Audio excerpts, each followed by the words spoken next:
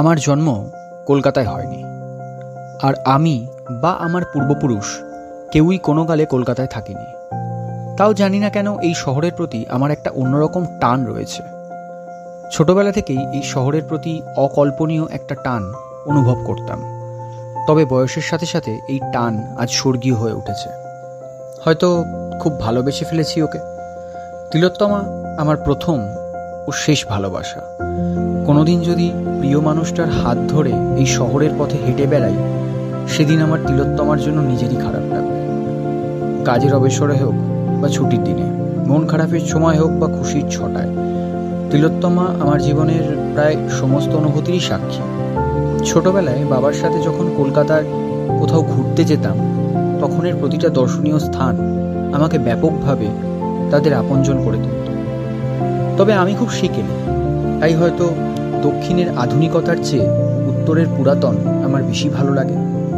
রথের দড়ি টানার মধ্যে দিয়েই যে আগমনীর সুর বেজে ওঠে, সেই অনুভূতি কোনো কালে ভাষায় প্রকাশ্য নয়।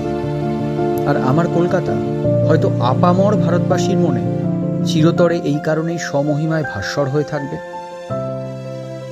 কলকাতা মানেই নস্টালজিয়া, স্মৃতিতে মোড়া হাজারটা দাগ, হলুদ ট্যাক্সি কিংবা টুংটাং শব্দের ট্রাম, প্রেম স্রোতে ভেজা সেই প্রিন্সেপ ঘাট, হাওড়া ব্রিজে নিদারুণ শোভা, গঙ্গার হাওয়ায় প্রাণ জুড়ানো।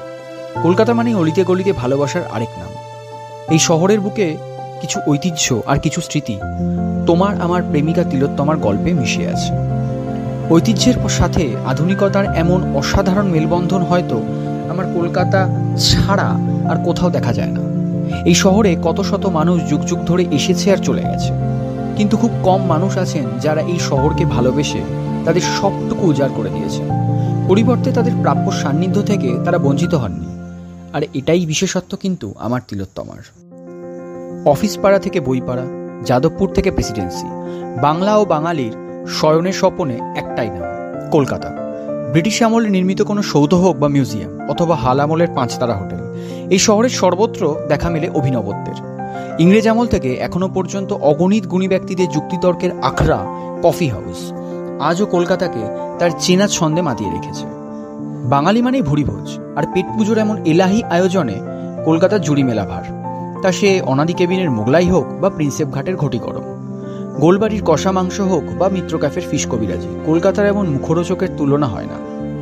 আমার কলকাতা সেই শহর যে স্বামীজি থেকে গুরুদেব, বিদ্যাসাগর থেকে ডিরোজিও, ঠাকুর পরমহংস থেকে রাজা রামমোহন রায়, এরকম অনেক প্রবাদ প্রতিম ব্যক্তিবর্গের অসামান্য কৃতিত্বের সাক্ষী। ব্রিটিশ ভারতের রাজধানী হওয়ার সুবাদে সভ্যতার বিশদ বিবর্তনের একমাত্র কাণ্ডারি ছিল এই শহর। এর প্রতিটা ইমারত, অলিগলি, পথের বাঁক আমাদের এসব কথা শোনায়। তবে তিলোত্তমার কথা শুনতে বা বুঝতে গেলে অবশ্যই তাকে ভালোবাসতে হবে আমার মতো। নিজেকে সম্পূর্ণ উজাড় করে দিতে হবে এই শহরের কাছে।